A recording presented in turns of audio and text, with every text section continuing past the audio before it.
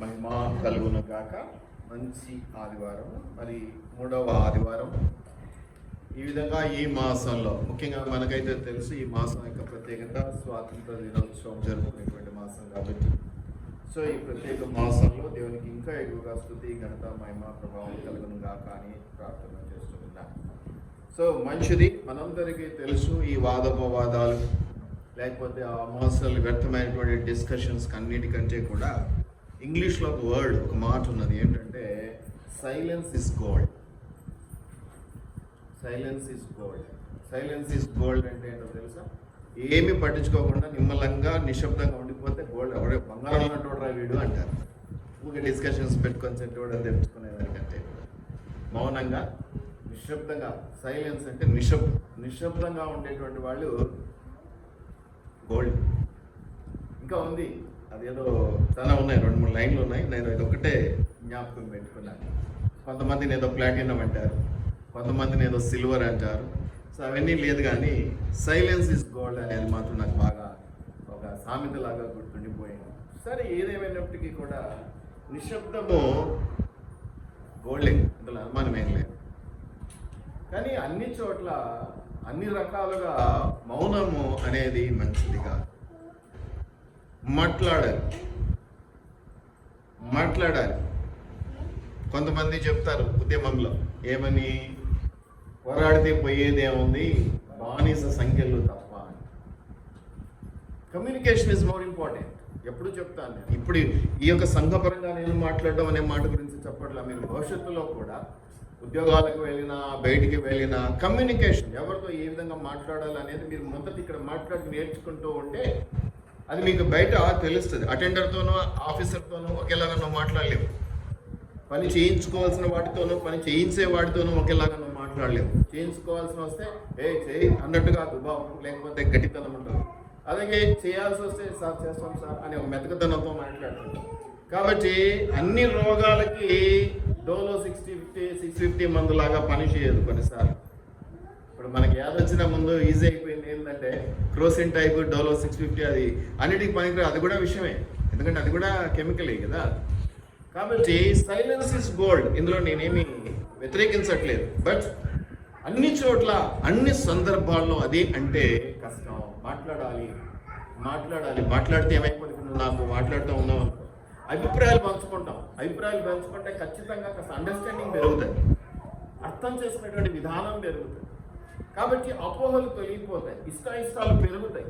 ఇష్టాయిష్టాలు పెరగడం వల్ల సహాయం అందించుకునేటువంటి గుణం పెరుగుతుంది కదా. ఎక్కడ రోడ్డు మీద పోయే వాళ్ళకి ఒక అవసరం వచ్చింది, నాకు తెలిసిన మీకు ఒక అవసరం వచ్చింది. సహజంగా నేను ఎవరి వైపు మొక్కుతాను, తొందరగా ఎవరికి రియాక్ట్ అవుతాను, నాకు ఇష్టమైన వాళ్ళకంటే నాకు మద్దతు ఎక్కువ పరిచయం ఉన్న వాళ్ళు కూడా చేస్తాం, ఎందుకంటే క్రైస్తవ దేవుడు అందరికీ సహాయపడమనే ఉంది. కానీ జనరల్గా మనం ఈ డివిజన్స్ పెట్టుకుంటాం, ఈ గీతలు పెట్టుకుంటాం. క్లోజ్, కొంచెం పర్వాలేదు కదా. కుటుంబస్తులు అంటే ఒక పద్ధతి, సంఘస్థులు అంటే ఒక పద్ధతి, ఆఫీస్ వాళ్ళ కొలీగ్స్ అంటే ఒక పద్ధతి, ఇలాగ ఉంటుంది. అందరికీ సాయం చేసే వాళ్ళం అయినప్పటికీ కూడా. కాబట్టి సైలెన్స్ అనేది అన్ని చోట్ల అన్ని రకాలుగా పనికిరాదు. మాట్లాడుతూ ఉండాలి. మాటలు కలుపుకోవడం అనేది చాలా అవసరం. ఈ కమ్యూనికేషన్ అనేది చాలా మంది ట్రైనింగ్ తీసుకుంటూ ఉంటారు డెవలప్ చేసుకోవడానికి. కమ్యూనికేషన్ స్కిల్స్ అంటారు. ఈ స్కిల్స్ పక్కన పెట్టేసి ముందు మాట్లాడు. నీకు ఏదైతే పడదో ఆ పడని దాని గురించినటువంటి విషయంలో పాజిటివ్లో ఆలోచన చేసి మాట్లాడడం నేర్చుకోవాలి. ఈ మాటలు నేర్చుకొని ఈ మాట్లాడడం అని మొదలు పెడితే భయం వద్దు. ఇప్పుడు ఎవరితోనైనా మాట్లాడేప్పుడు నేనే చెప్తాను, చిన్నప్పుడంతా మాకు స్టేజ్ ఎక్కి అన్న కూడా అదే చెప్పాడు మన ప్రకాష్ అన్న, స్టేజ్ ఎక్కి మాట్లాడడం అంటే భయం. మరి ఇవాళ అట్లా స్టేజీల మీద అంతమందికి ఎలా చెప్పాలంటే ప్రాక్టీస్. ఇప్పుడు నా వరకు నేనే చెప్పాను, ఎవరు లేని రోజుల్లో మేము అద్దం ముందుకు నిలబడి వాక్యం చెప్పుకునేవాడిని. ఆదివారం అద్దం ముందు చెప్పుకునేవాడిని వాక్యం. నాకు అదే అలవాటు. టైం పెట్టుకోవడం, షెడ్యూల్ టైం ప్రకారం వాక్యం చెప్తాను. అద్దం ముందు నన్ను నేను చూసుకున్నాను. ఈరోజు దేవుడు ఇంతమంది ఎదుటి కూర్చోబెట్టాడు, నిలబెట్టాడు, ఏదో జరుగుతాం. కాబట్టి మొదట ఆ ప్రాక్టీస్ అనేది చాలా అవసరం. ఇప్పుడు నాకు పడను అన్నప్పుడే మాట్లాడదు. ఎవరితో అయితే భయం ఉన్నదో, చీకటి అంటే భయం అంటే నేనేమంటానంటే 1-2 సార్లు కొంచెం వెళ్ళిరా, ధైర్యం చేసి అదే పోతుంది అంటాం కదా. అట్లా మనం అలవాటు పడాలి. చిన్నపిల్లలకు కూడా విటమినైజ్డ్ ఫుడ్, ఆమ్లెట్ ఇష్టం లేదంటే మెల్లమెల్లగా కొంచెం టేస్ట్ చూపించాలి. కొంతమందికి కొన్ని కూరలు పడవు, కొన్ని ఇలా అంటారు కదా. అలాగనమాట. అంటే తినగా వేమో అంటే ఏదైతే నీకు పడదో, ఏదైతే నువ్వు చెడ్డదనుకున్నావో ఒకసారి స్నేహం చేసి చూడు. ఒకసారి వాళ్ళతో కలిసి చూడు, వాళ్ళతో మాట్లాడి చూడు, ఎంత ప్రేమిస్తున్నారు, ఎంత నీకు సహాయకంగా ఉండాలని ఆలోచన చేస్తున్నారు. నువ్వు అవకాశం ఇవ్వకపోతే, ఆ కమ్యూనికేషన్ అనేది స్టార్ట్ చేయకపోతే ఎలా తెలుస్తుంది నేను ఏమి చేయాలనుకుంటున్నానో, ఎలా నేను చూసుకోదలుచుకున్నానో, ఎలా ఉండదలుచుకున్నానో, ఇలా అన్నీ ఏం తెలియదు. సో దానికి సంబంధించి ఒకే ఒక్క వాక్యం నేను చూపిస్తాను ఏమిటి అనేది. ఇది సహజంగా మనుషులకు కూడా మనం ఇట్లాగే ఉండాలి. అయితే నేను మాటల కంటే ముందు మనం దేవుని వాక్యాన్ని గురించి జ్ఞాపకం చేసుకుంటాం కాబట్టి దేవుని యొక్క వాక్యంలో, దేవుని మాటల్లో ఎలా ఉంటే బాగుంటుంది అనేది ఒక్క వాక్యంలో నేను జ్ఞాపకం చేస్తాను. కీర్తనలు 40వ కీర్తన 10వ వచనం ఒక్కటే ఈరోజు మనకు అంశం. 40వ కీర్తన 10వ వచనము ఒక్కటే మనకి ఈరోజు అంశం. ఏమిటంటే అది నీ నీతిని నా హృదయంలో. ఇది ఖచ్చితంగా చూడండి, ఇది దావీదు రాసినటువంటి కీర్తన. ప్రధాన గాయకునికి పైన మీరు చూస్తే ప్రధాన గాయకునికి దావీదు కీర్తన అని ఉంది, అది మీరు గమనించాలి. దావీదు చెబుతున్నటువంటి మాటలు ఇది మీకు బాగా అర్థమైపోతాయి. ఏమని అంటున్నాడంటే మొట్టమొదట నీ నీతిని అంటే పైన ఒక మాట ఉన్నది, ఆ సగం చిన్న మాట యెహోవా అది నీకు తెలిసి ఉన్నదని మొదలుపెట్టాడు. దాంట్లో నుంచి ఈ మాట 10వ వచనం తీసుకుంటే నీ నీతిని నా హృదయంలో ఉంచుకొని నేను ఊరకుండా లేదు, నేను రక్షించబడి ఊరకుండా లేదు, నీ వాక్యాన్ని విని ఊరకుండా లేదు, నీ మాటలు విని ఊరకుండా లేదు. ఆఫ్టర్ ఆల్ ఇంట్లో పచ్చడి చేసి బాగుందంటేనే బాగుందా అని ఆ ఇరుగు పొరుగు వారికి ఇచ్చి అది ప్రేమ కొద్దీ ప్లస్ ఇంకేంటి బాగుందన్నారు కాబట్టి ఇంకా ధైర్యం అన్నట్టు వాళ్ళ నోటి నుంచి కూడా బాగా చేసావమ్మా, ఎలా చేసావమ్మా, భలే ఉంది అని అనిపించుకుంటే కొంచెం ఉబ్బిపోతాం, సంతోషం అనిపిస్తుంది, ప్రోత్సహించబడటం. మరీ వాపును బలమని నేను అన్నాను, కానీ వాపును బలమని నేను అన్నాను. అర్థమవుతుందా? వాపు అంటే వాపు కూడా ఇంతలాగా అనిపిస్తుంది, దాని బలం అనలేము. నేను న్యాచురల్గా వస్తుంది చూసారా బలం, అది నిజమైన బలం. అంటే ప్రోత్సహించడానికి మిమ్మల్ని మునగ చెట్టెక్కించి నువ్వు ఇంద్రుడివి, నువ్వు చంద్రుడివి, నువ్వు అంతా ఇంత అని మనం అనలేం. కానీ కాకపోతే ఉన్నంతలో కరెక్ట్ అప్పుడు కరెక్ట్గా చేసినవే అని అనగలం, అదైతే చేయగలం, అది సహజంగా వచ్చేటువంటి గుణం. కాబట్టి దేవుని విషయాలలో ఈ వాక్యాన్ని మనం గమనించినట్లయితే మొట్టమొదటి ఏమంటాడంటే నీ నీతిని నా హృదయంలో ఉంచుకొని నేను ఊరకుండా లేదు. తర్వాత ఆ మాట మీరు మొత్తం చదివి మాట్లాడుకున్న దాని గురించి, నీ సత్యమును నీ రక్షణను నేను వెల్లడి చేసి ఉన్నాను. ఊరకుండా లేదు, చేసి ఉన్నాను. మొట్టమొదటి ఏంటి, నేను ఊరుకోలేదు. రెండోది ఏంటి, ఊరుకోకుండా కూడా నేనేమి అట్లా చేతులు కట్టుకొని నిశ్శబ్దంగా ఉండలేదు. ఏమన్నాడు, చేసి ఉన్నాను. మనం ఏంటంటే వింటాం కానీ ఆచరించము. ఇక్కడ సమస్య ఏంటంటే ఇక్కడే కాదు, ప్రతి సంఘంలో అంటే ఏంటంటే అక్కడ ఇంట్లో సరిగ్గా నిద్రపడకపోతే ఇలా కొంచెం ఫ్యాన్ కింద నిద్ర వస్తుంది, ఆడ ఏసీ లేకపోతే ఇప్పుడు ఏసీ చర్చిలకు వెళ్తే కొంచెం ఏసీ చల్లగా అనిపించి బాగా అనిపిస్తుంది. సమ్మర్లో ఏసీ చర్చిలు బాగా నిండిపోతాయి అనుకుంటాను, నేను ఎప్పుడు పోలేదు. కాబట్టి మనం ఏది అనుకూలమో కాదు, ఇక్కడ సమస్య ఏంటంటే అనుకూలం కాదు, నేను అలాగో ఉండలేదు, ఊరకుండా లేదు. ఊరకుండా ఏం చేశాడు, నేను ఊరకుండా లేదు, ఏదో చేశాడు. ఏం చేశాడు, ఏదో చేశాడు. అది రెండవ మాట. దాంట్లో నుంచి ఇంకా కిందికి వస్తే ఏమంటున్నాడు, నీ కృపను నీ సత్యమును. ఈ మాట గట్టిగా చదువుతారమ్మా. మహాసమాజమునకు కాదు, మహాసమాజమునకు. ఒకరికి చెప్పడానికే నాకు బిత్తరైతుంది, కాళ్ళు చేతులు వణికిపోతున్నాయి, నేను ఒకరితోనే సరిగా మాట్లాడలేనండి, చీకట్లోకి వెళ్ళలేనండి కదా. కొన్ని సమస్యలు చాలా విచిత్రంగా అనిపిస్తాయి, కానీ వాళ్ళ వరకు అవి పెద్ద సమస్యలే కదా. కొంతమందికి బల్లిని చూస్తే బాధ, పాముని చూస్తే పెద్ద పట్టించుకోరు, వాళ్ళు చేత పట్టుకుంటారు. కొంతమంది బొద్దింగా చూస్తే భయపడే వాళ్ళు ఉంటారు. ఇవన్నీ మనం చూస్తుంటాం. వాళ్ళ వారికి మనకి ఎగతాలనిపిస్తుంది, ఇంత గట్టివాడి వేరే పామునే పట్టుకుంటాం, నువ్వు బొద్దింకకు భయపడుతుండేదా, బల్లికి భయపడి అంటాం. కానీ వాళ్ళ నేచర్ వాళ్ళకున్నారు. అయితే వీటన్నిటి నుంచి మనం బయట పడగలం. ఎట్లా పడగలం? Practice makes men perfect. నువ్వు ప్రాక్టీస్ చేస్తూ ఉంటే పర్ఫెక్షన్ అనేది వస్తూ ఉంటుంది. నాతో మాట్లాడడానికి భయం, నువ్వు మాటలు మొదలు పెట్టి చూడు, మాట్లాడుతూ ఉండు. అట్లాగే దేవునితో కూడా, అట్లాగే ఈ సమస్యతో కూడా. నీకు ఏం చెప్తున్నానంటే సమస్యతో కూడా అలాగే నువ్వు ఫేస్ చేస్తూ ఉంటే సమస్య వెళ్ళిపోతుంది. అలాగా మనం ప్రారంభించుకోవాలి. ఇక్కడ ఈ వాక్యంలో చక్కటి మాట, నీ నీతిని అంటే దేవుని నీతిని నా హృదయంలో అంటే దావీదు హృదయంలో ఉంచుకొని దావీదు ఊరకుండా లేదు. అట్లాగే నీ నీతిని అంటే దేవుని సత్యమును దేవుని రక్షణను దావీదు వెల్లడి చేసి ఉన్నాడు. ఇంకా ఏమంటున్నాడంటే దేవుని కృపను దేవుని సత్యమును మహాసమాజమునకు. చిన్న సమాజానికి కాదు, ఒకరిద్దరికి కాదు. మహాసమాజం అంటే పెద్ద గుంపు అనుకోవచ్చు. ఒకరిద్దరు అంటే ఇద్దరు ముగ్గురు ఉన్నారు, నలుగురు ఉన్నారు, 10 మంది ఉన్నారు. ఇంకా లిమిట్ కొంచెం దాటిపోతుంటే చాలా మంది ఉన్నారండి అక్కడ అంట కదా. అట్లాగా సమాజము అనకుండా మహాని కలిపాడంటే విశేషణం అంటారు దాన్ని తెలుగులో. ఆ విశేషణాన్ని కలిపాడు మహాసమాజం. అంటే లెక్క పెట్టలేము అనమాట, ఇంకా చాలా ఎక్కువ మంది ఉన్నారు, కొంచెం కష్టమే లెక్క పెట్టడం. కాబట్టి ఈ మహాసమాజం నాకు ఏం చేసి ఉన్నాడా, తెలుపక నేను వాటిని మరుగు చేయలేదు. చాలా జాగ్రత్త గుర్తుపెట్టుకోండి. మొట్టమొదటి ఊరకుండలేదు, రెండవది ఏమంటున్నాడంటే వెల్లడి చేసి ఉన్నాను చెప్పాను అందరికీ అంటున్నాడు. మూడవది ఏంటంటే ఏది మరుగు చేయలేదు. దేని గురించి? ఇదిగో ముందున్నటువంటి మాటలు ఏవో ఉన్నాయి. ఆ ముందున్న మాటలో నేను మీకు జ్ఞాపకం చేస్తాను. మొట్టమొదటిది ఏమిటంటే దేవుని నీతిని. 5 ఉన్నాయి మాటలు, 5ని జ్ఞాపకం చేస్తాను. మొట్టమొదటిది ఏంటంటే నీ నీతిని నా హృదయంలో ఉంచుకొని నేను ఊరకుండలేదు. ఇదేంటండి? దేవుని నీతి. దేవుని నీతి వేరు, నీ నీతి వేరు కదా. నీ నీతి ఏమనుకుంటావు? 4 మంచి పనులు చేస్తే నేను నీతి పరుని అనుకుంటాం. ఇంకా విశ్వాసంలోకి వచ్చిన తర్వాత నీతి అంటే విశ్వాసం కదా. విశ్వాసంలో గొప్పవడం అయితే మనం నీతి పరు, ఎందుకంటే విశ్వాసం ద్వారా అది అబ్రహాము నీతిమంతుడుగా లెక్క అది మనం గమనిస్తాం. అయితే దేవుని నీతి వేరు. కాబట్టి దేవుని నీతిని తెలుసుకున్నటువంటి నీవు, దేవుని బిడ్డగా దేవుని అంగీకరించినటువంటి నీవు, ఇప్పుడు దావీదు ఆ ప్లేస్లో నిన్ను పెడుతున్నాను నేను తీసుకొచ్చి. నీకు ఇష్టం ఉన్నా లేకున్నా నువ్వు అంగీకరించినటువంటి బిడ్డగా, విశ్వసించినటువంటి బిడ్డగా నువ్వు కూడా ఆ పోర్షన్లో భాగం. ఎందుకంటే నిన్న నేడు నిరంతరం ఏకరీతిగా ఉండేటువంటి వాడు. వాళ్ళకి ఎలా పలికాడో, వాళ్ళని ఎలా ఉద్ధరించాడో, వాళ్ళని ఎలా భద్రపరిచాడో ఈరోజు నిన్ను నన్ను కూడా అలాగే చేస్తున్నాడు. ఎందుకంటే ఆయన ఏకరీతిగా ఉండేటువంటి దేవుడు, ఆయనలో మార్పు లేదు. ఆయన ఏ విధానంలో కూడా మార్పు లేనటువంటి వాడు. ఆలోచన విధానం, ఈరోజు సమ్మకంటే ఇస్తాం, రేపు అక్కంటే ఇస్తాం, రేపు పవన్ లేదు. అందరూ అప్పుడు ఇష్టమే, ఇప్పుడు ఇష్టమే, ఎప్పటికీ ఇష్టమే. అర్థమవుతుందా నా పాయింట్?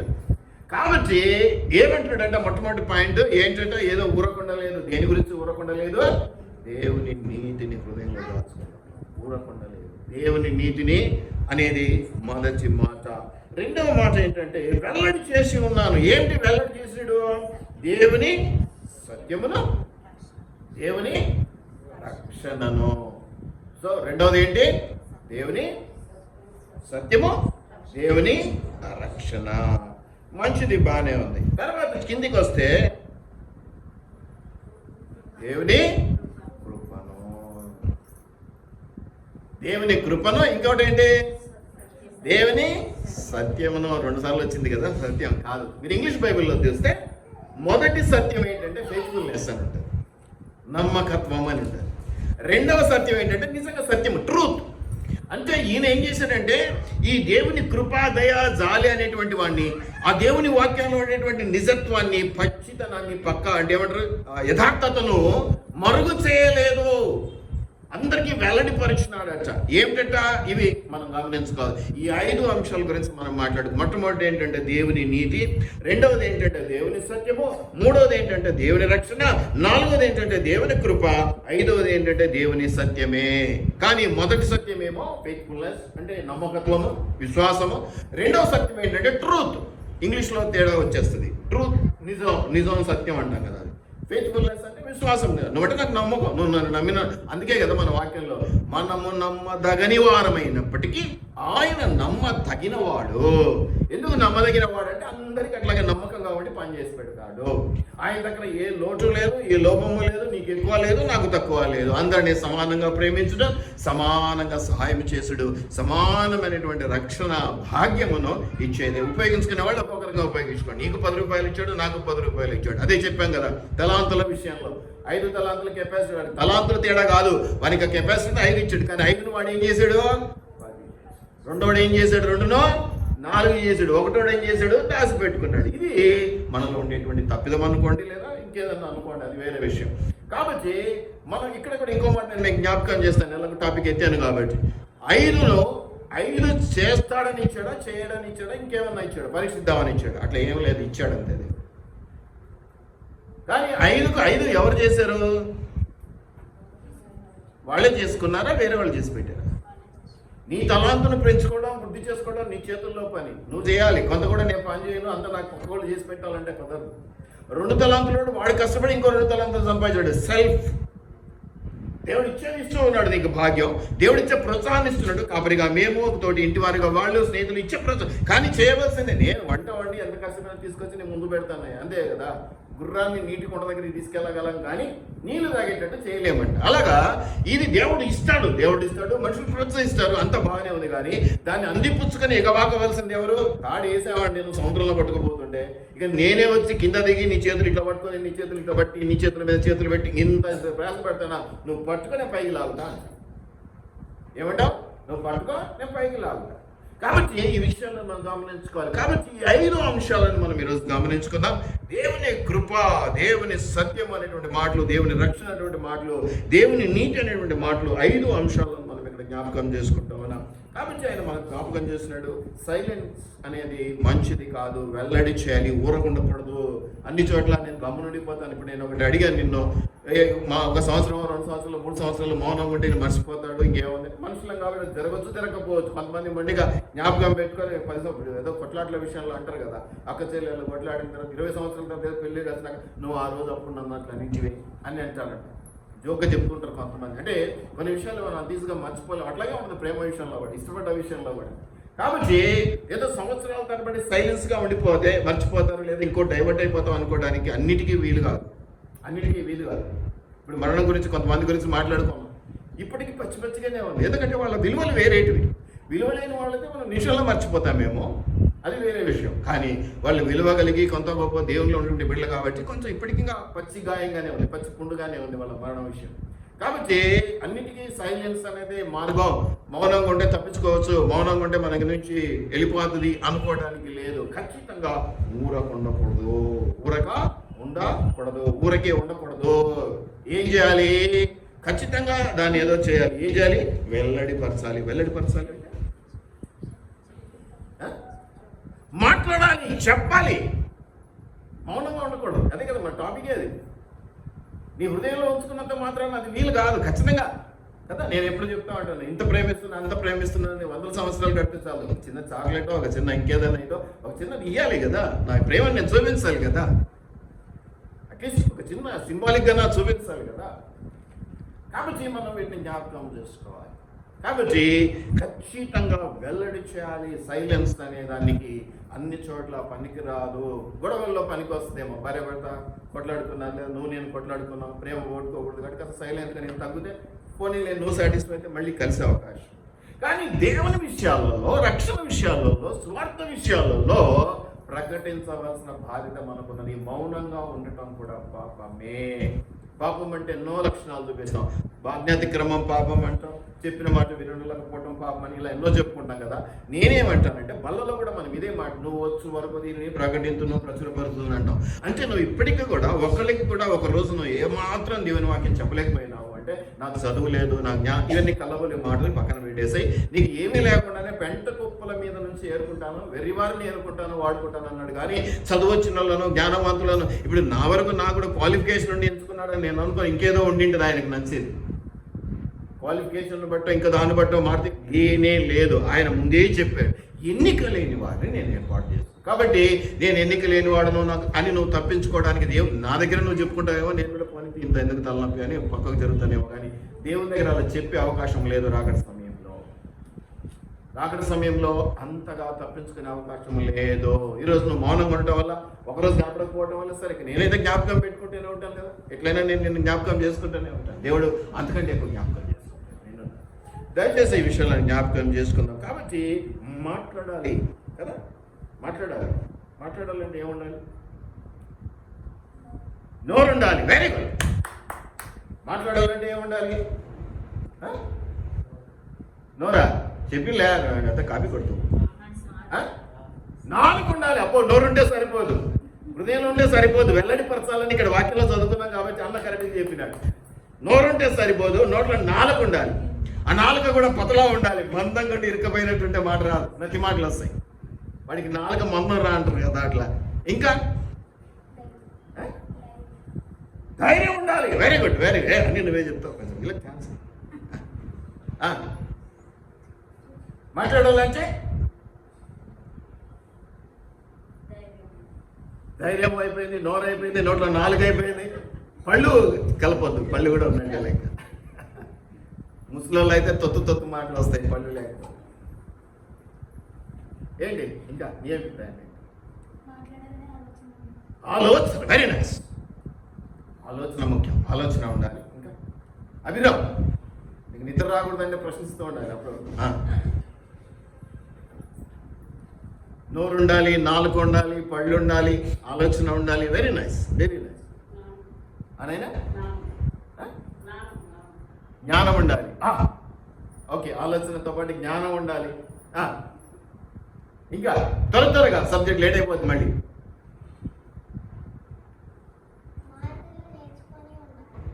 మాటలు నేర్చుకొని ఉండాలి. Very good, very good. అంటే ఇప్పుడు వీళ్ళు ఎవరికి చదువు సందే లేకపోతే మాట్లాడలేరా? లేరా? మాట్లాడుతూనే ఉన్నారు. మీ చూడు ఎట్లా చూస్తుంది మీ వైపు. మా మనవాడు ఎంత చెప్పినాడో చూడండి దొరకంగా.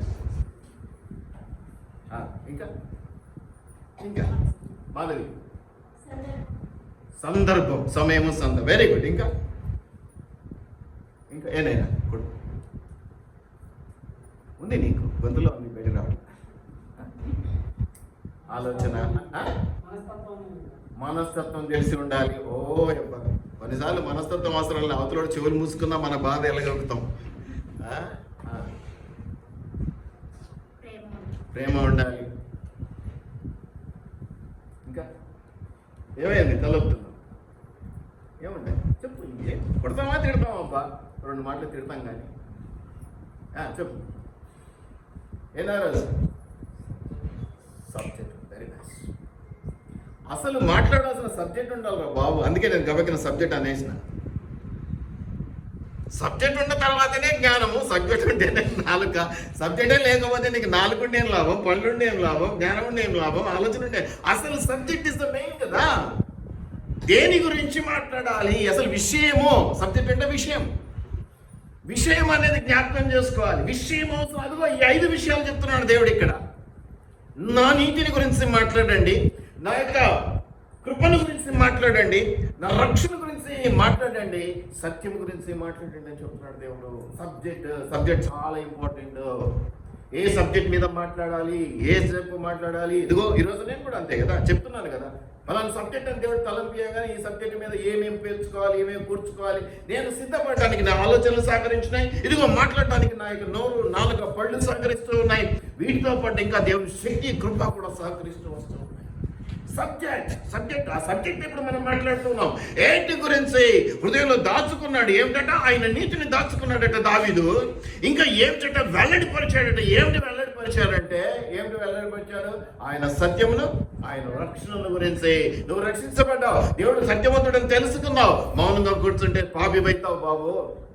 వ్యభిచారం చేస్తే పాపం, నరహత్య చేస్తే పాపం, దొంగిలితే పాపం. నీకు ఇంకా కింద చాలా ఉన్నాయి, అవి గమనించట్లేదు. పైన చూసి ముచ్చటపడి నేను నరహత్య చేయలేదు, నేను వ్యభిచారం చేయలేదు, నేను దొంగిలలేదు అని నువ్వు అనుకుంటున్నావు. కానీ ఇంకా చాలా ఉన్నాయి. వాటిలో ఏంటంటే దేవుని మాట వినకపోవటం. ఇదిగో ఏమంటున్నాడు దేవుడు? ఇదిగో దావీదుని సాక్ష్యంగా పెట్టి దావీదును ఒక ఎగ్జాంపుల్గా చూపిస్తూ ఇదిగో దావీదు ఏం చేశాడో చూడు అంటున్నాడు. ఏం చేయాలట? ఏం సబ్జెక్ట్ అట?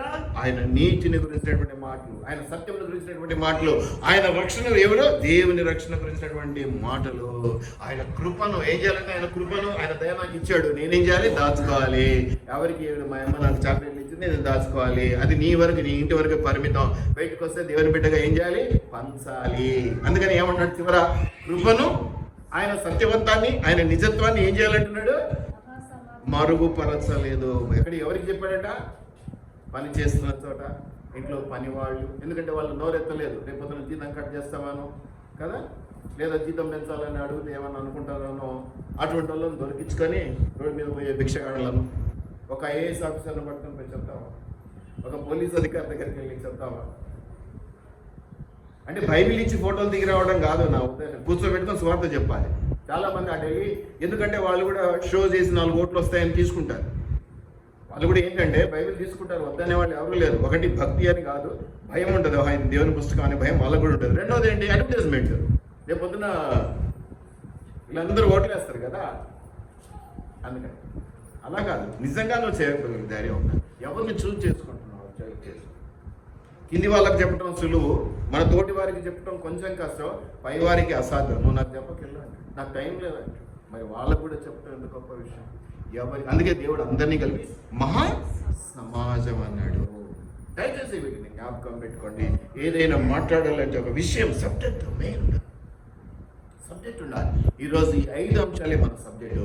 వీటిని గురించి రెండు మాటలు మాట్లాడుకుని మనం ముగించేద్దాం. మొట్టమొదటి ఏంటంటే నీ సత్యం అన్నాడు. దీనికంటే ముందు అసలు మీరు ఒక మాట గమనించండి. ప్రసంగి 3వ అధ్యాయం 557వ పేజీ, 557వ పేజీ ప్రసంగి 557. ఒకసారి తీసి 3వ అధ్యాయం చూస్తే మొదటి వచనాలు, ప్రతి దానికి సమయం కలదు,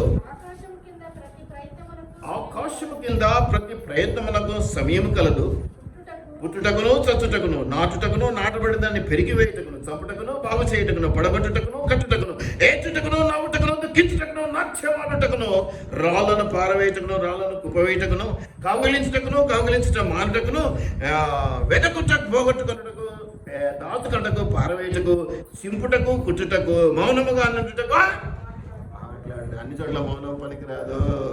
మౌనంగా ఉండే సందర్భాలు వేరు, మాట్లాడేట అవసరంతో ఉన్నటువంటి సందర్భాలు వేరు. ఇంకా దాని తర్వాత కూడా చూస్తే ప్రేమించుటకు, ద్వేషించుటకు, యుద్ధము చేయుటకు, సమాధాన పట్టుటకు, ఇంకా చివరి 9వ వచనం, కష్టపడిన వారికి తమ కష్టం వల్ల వచ్చిన లాభమేమి, నరులు అభ్యాసము పొందవలనని దేవుడు వారికి పెట్టి ఉన్న కష్టానుభవము నేను చూతిని. ఎందుకు పెడతాడంటే దేవుడు కష్టాలు అభ్యాసం, ప్రాక్టీస్ చేయడానికి, అలవాటు పడడానికి, దాని ద్వారా మేలు పొందుకోవడానికి కదా. ఈరోజు నేను మేలు పొందుకుంటే రేపు ఇంకొకరు ఎట్లా వస్తే ఏం కాదు పెట్టాడు, నేను చూసినా నీకు కూడా అంతే, ఏం కాదు ఇక పో అని చెప్పగలుగుతాం కదా. మనం దాన్ని చూసి అనుభవించకుండా, అది టేస్ట్ చేయకుండా వీళ్ళకి వచ్చి బాగుంది అని చెప్తే ఇంకొకరు వినే అవకాశం తక్కువ. కాబట్టి ప్రసంగి ఎంత చక్కగా చెప్తున్నాడో చూడండి. ఏదైనా మాట్లాడాలి, ఇదిగో దాంట్లో ఇలా ఉండాలి అని చెప్తా ఉన్నాడు. మీరు గమనించినట్లయితే దేవుని నీతి మొట్టమొదటి ఏంటి? దేవుని నీతి. మనము నీతి అంటే యథార్థత, రైచియస్నెస్ అంటారు ఇంగ్లీష్లో. యథార్థత, నీతి అంటే అన్నీ వస్తాయి దాంట్లోకి. నీతి అంటే మనం ఏంటంటే మంచి పనులు చేసేటన్ని నీతి మంత్రుడు అంటాం. కాదు. దేవుడు అసలు చెడ్డ పనే చేయడు, ఇంకా మంచి పనులు చేస్తున్నాడు కాబట్టి నీతి మంత్రుడు. చెడ్డ మంచి చేస్తే మంచి ఎక్కువ చేసినాడనో నీతి మంత్రుడు అని చెప్పడానికి ఉంటుంది. కానీ దేవుడు మంచి ఎరిగినటువంటి దేవుడు, చెడు అనేది ఆయన దగ్గర లేనే లేదు. కాబట్టి ఆయన నీతి అనేది వేరు, ఆయన నీతి వేరు. ఆ నీతి అంటే యథార్థత కలిగినటువంటి ప్రవర్తన అని అనుకోవచ్చు, ఇంకేదన్నా అనుకోవచ్చు. మీరు ఒక్కసారి గమనించండి. 145 కీర్తనల్లో 145లో 70 తీయండి త్వరగా. 145:70 145:70. అమ్మా యెహోవా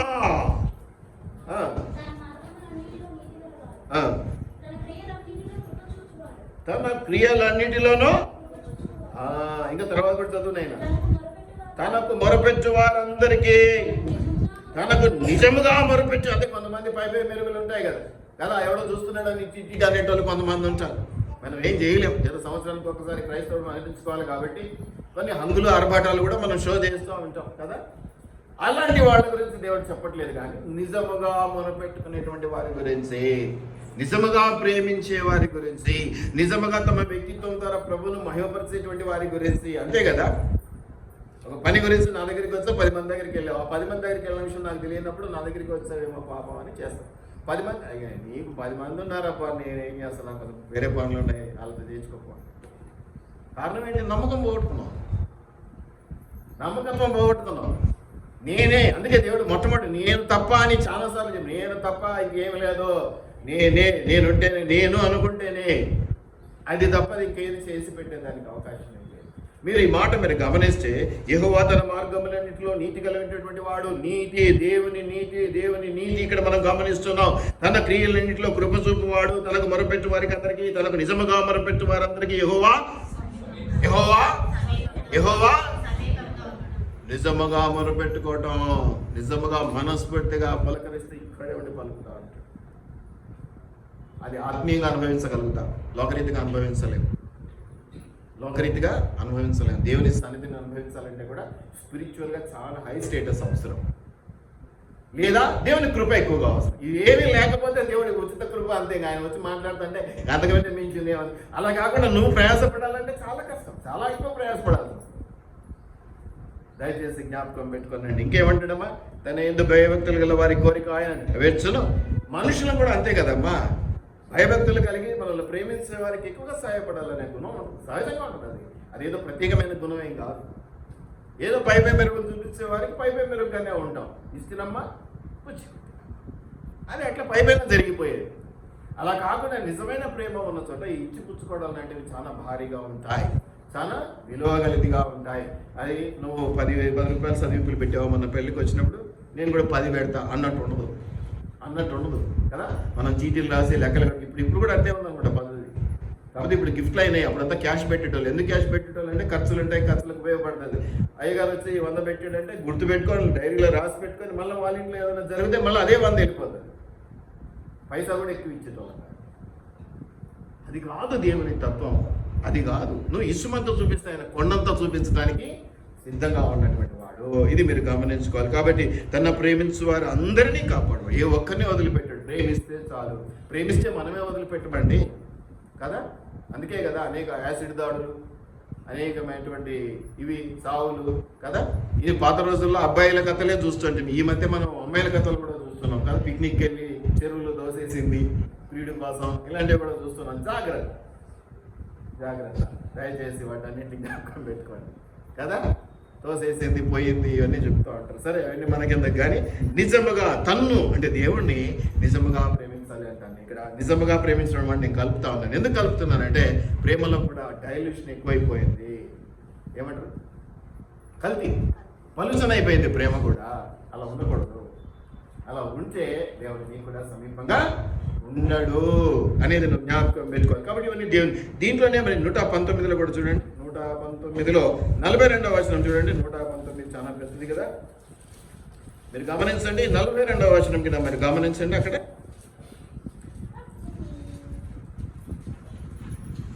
చాలా చక్కటి మాట ఉంది. అప్పుడు నన్ను నిందించు వారికి నేను ఉత్తరం ఇయ్యగలను. 41 ఏం చెప్తుందో చూడండి. యెహోవా నీ కనికరములు నా యొద్దకు రానిమ్ము, నీ మాట చొప్పున నీ రక్షణ రానిమ్ము. అవి ఉంటే నేనేం చేయగలనట, నిందించు వారికి ఉత్తరం ఇయ్యగలను. అంతేకాదు నేను నీ మాట నమ్ముకొని ఉన్నాను. ఈ రోజుల్లో కాపర్లకు వస్తే చెప్తుంటాం, కాపర్ల విషయంలో వీళ్ళు మాటలు నమ్ముకోలేదు, వీళ్ళు మాటలు అమ్ముకుంటున్నారని చెప్తాం మేము. మాటలు అమ్ముకుంటున్నారు, మెసేజ్కింత మాటలు అమ్ముకోవడం కాదు. ఏం చేయాలంటే ఇక్కడ నమ్మితే ఏమవుతుంది, నమ్ముట నీ వల్లనైతే సమస్తం, మరి ఒకటి కూడా కాదు, సమస్తము సాధ్యమైన మాట మీరు గమనించారు. మనకు అసాధ్యమైనది ఏది ఉండదు. అలా వస్తారు, అలా చేస్తారు. ఇది మీరు గమనించుకోవాలి. ఇది నీతి గురించి. మరి చాలామంది ఏమనుకుంటారంటే నేను పుట్టాను కాబట్టి నా జీవితం స్టార్ట్ అయింది కదా, చాలామంది అనుకుంటారు కదా. చాలామంది ఇప్పుడు పుట్టావంటే నీ జీవితం, నీ లైఫ్ స్టార్ట్ అయింది అన్నట్టే కదా. కాదంట. ఒక ఆయన అంటాడు, పుట్టుకతోనే జీవితం స్టార్ట్ కాదు, బ్రతకాలి, మంచి బ్రతుకు బతకాలి అన్న మంచి ఆలోచన కలుగుతాడు, అప్పుడు నిజమైన పుట్టుకంట. ఎందుకంటే పుట్టిన ప్రతివాడు బతుకుతున్నాడు లేక ఎందుకురా, ఏమంటారు, ఏదో గాడిదలు కూడా బతుకుతున్నాయి ఏదో అంటారు చూడు, రోడ్డు మీద కుక్కలు కూడా బతుకుతున్నాయి, నీ బతుకేందని అంటారు చూడు. అట్టడి బతుకు కాదు. అందుకని బ్రతుకు పుట్టినప్పుడు బతుకు స్టార్ట్ అయ్యే బతుకు అది లోకపరంగా ఓకే మనం అనుకుంటున్నాం, ఊపిరి పిలుస్తున్నాం కాబట్టి బ్రతుకు కాదట. నువ్వు ఒక హై లెవెల్ స్టేటస్కి సంబంధించుకొని ఆలోచనలు పెట్టుకొని నేను ఇలా బతకాలి, ఇలా ఉండాలి, ఇలాంటి ఉన్నత స్థితికి రావాలి ఆలోచన, అది నిజమైన లైఫ్ స్టోరీ. నా మాట తక్కువ కరెక్ట్ మీరే చెప్పాలి. అది నిజమైన లైఫ్ స్టార్టింగ్ పాయింట్. అందరికీ ఆలోచనలు పుట్టవు. అట్లా పుట్టిన వాళ్ళు పెద్ద పెద్ద గొప్ప వాళ్ళు ఎందుకైతున్నారు, వాళ్ళకు మనకు పెద్ద తేడా అయ్యాలి. కానీ వాళ్ళకి అటువంటి ఆలోచన ద్వారానే ఉంది, దానికోసం వాళ్ళు కష్టపడుతున్నారు కాబట్టి వాళ్ళు అంత ఉన్నతమైన స్థితికి రాగలుగుతూ ఉన్నారు. గాలిని కొట్టినట్టుగా ఉండదు వాళ్ళ యొక్క ఆశ్చర్య కానీ వాళ్ళ పని కానీ. అందుకని వాళ్ళు అభివృద్ధిలోనికి వస్తున్నారు. మనకు అభివృద్ధిలోనికి రావాలంటే సహాయం చేసే వాళ్ళు వస్తారు. ఎందుకు వస్తారు, ఎప్పుడు వస్తారు? నువ్వు ప్రేమించే వారికి దగ్గరే. అంతే కదా. రోడ్డు మీద పోయిన వాళ్ళందరికీ వస్తాను ఏం చేస్తానంటే అవులా అయిపోతుంది, విలువలేనితనం అయిపోతుంది. నిన్ను ప్రేమించేవాడిని గమనించి నువ్వు వాడి చెంతకు వెళ్ళి వాడి ద్వారా సపోర్ట్ తీసుకొని ఎదగడానికి, ముఖ్యంగా దేవుడైతే ఎప్పుడు చేయాలి, నిరంతరము కంటికి రెప్పలా కాచి కాపాడి ఆశ్రయించేటువంటి దేవుడు ఆయన. కాబట్టి నీటి అనేటువంటి విషయాన్ని నేను జ్ఞాపకం చేస్తూ ఉన్నాను. ఫిలిప్పీలు 4వ అధ్యాయం 8-9 వచనాలు. త్వరగా అంశాలు 5 అయినా టైం పోగొట్టుకోవచ్చు. ఫిలిప్పీలు 4వ అధ్యాయం 8-9 వచనాలు. మెట్టుకు సహోదరులారా, ఏ యోగ్యత అయినను మీ పైనను ఉండిన ఎడలా ఏవి సత్యమైనవో, ఏవి మాన్యమో విలువైనవో, ఏవి న్యాయమైనవో, ఏవి పవిత్రమైనవో, ఏవి రమ్యమైనవో, ఏవి ఖ్యాతి గలవో వాటి మీద. ఇప్పుడు నేను ఇవన్నీ కలిపి 5 పాయింట్లు ఇవన్నీ అని చెప్తాను. ఏవి ఖ్యాతి గలవంటే దేవుని నీతే, దేవుని సత్యమే, దేవుని కృపయే, దేవుని రక్షణయే విలువైనది. ఇవన్నీ నేనేమంటానంటే వాటన్నిటికి లింక్ చేసేస్తా. ఆ 5 కానీ మించి ఇంకా ఏమీ లేవండి, దాని తర్వాతనే మిగతా వాళ్ళని అని చెప్తాను. దేవుని సత్యానికి మించి, దేవుని నీతికి మించి, దేవుని రక్షణకు మించి, దేవుని కృపలకు మించి పైన ఏమైనా ఉన్నాయా? మొదట దాని మీద ధ్యాస ఉంచాలి, మొదట వాటిని పట్టుకోవాలి, దాని తర్వాత మిగతావన్నీ ఆటోమేటిక్గా వచ్చేస్తాయండి కదా. ఇనుప ముక్కనే, ఇనుప ముక్కకు అయస్కాంత శక్తి వచ్చింది అనుకుందాం. అయస్కాంత శక్తి అంటే ఆకర్షణ శక్తి అనుకుందాం. మీకు సబ్జెక్ట్ తెలియని వాళ్ళకి అర్థం కావడానికి ఆకర్షణ శక్తి. దానికి ఇంకా ఏమైనా ఉందా అంటే హ్యాపీగా అటుపోతున్న చిన్న చిన్న ముక్కలలో లాగేస్తాం. దేవుని కృపను పొందుకోవాలి, అది ముందు టార్గెట్, అది పెట్టుకోవాలి. హై టార్గెట్స్ ఇప్పుడు ఏం చెప్పానో హై లెవెల్, అది జీవితము అక్కడి నుంచి స్టార్ట్ అవుతుంది. అంటే చాలామంది విశ్వాసులు గొప్పగానే చేసుకుంటారు, అసలు బర్త్డే మర్చిపోయి బాప్టిజం తీసుకున్న బర్త్డే చేసుకుంటారు, కానీ అది కూడా 2 సంవత్సరాలే చేసుకుంటారు. ఏదో మొదటి సంవత్సరం ఉబ్బలాటం కొద్ది, 2వ సంవత్సరం ఎక్కడికన్నా జ్ఞాపకం ఉంటుందేమో అని, 3వ సంవత్సరం నుంచి అవి ఉండవు. ఏమన్నంటే ఇది రియల్ బర్త్డే అంటారు. ఏదో మరి ఏమంటారంటే ఆరంభ శూరత్వము అంటారు. అంటే స్టార్టింగ్ ఏదో ఉంటుంది చూడండి గొప్పగా, అట్లా మిగతా కాదు. ఎప్పుడైనా ఎట్లుండాలి, ఇప్పుడు నేను ఒక మీద ఇష్టం అని చెప్పాను అనుకో, అది తప్పని కొట్టుకుంటుంటాం, తిట్టుకుంటుంటాం. నేను మా వాళ్ళకి ఎక్కడ ఫ్రెండ్స్ అని చెప్పి వస్తుంది, అరే కొట్టుకుందాం రా, తిట్టుకుందాం రా భయ్, ఏమీ పసలేకపోతే కానీ విడిపోవద్దు. భేదాభిప్రాయాలు రావాలి, మనం సర్దుకోవాలి, దాని గురించి క్లాషెస్ రావాలి, అంత మధురంగా మారిపోవాలి. ఇట్లా అంటారు ఏదో పద్ధతి ఒకటి, మనం స్పెషల్గా గుర్తింపు ఉండాలి కదా నలుగురు. ఏది లేకపోతే సప్పగా అనిపిస్తుంది స్నేహం కూడా కదా. దయచేసి జ్ఞాపకం పెట్టుకోనండి.